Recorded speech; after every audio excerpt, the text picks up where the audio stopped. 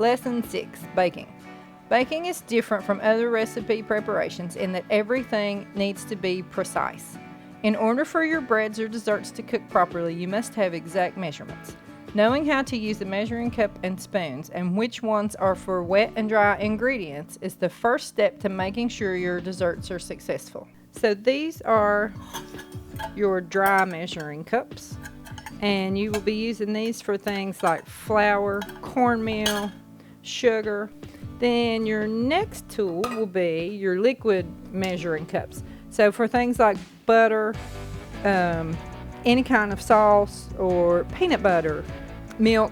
When preparing desserts or breads, you are going to see common terms like this: mix or blend. To rapidly incorporate your ingredients together thoroughly at a medium rate of speed. Beat. To rapidly incorporate your ingredients together at a quick rate of speed. Whip. To blend an ingredient into your bowl very quickly so that you can get air into the mixture. You should begin to see bubbles in the mixture once air has been incorporated. Fold. To gently combine ingredients in a delicate way so as not to deflate its texture. Cream.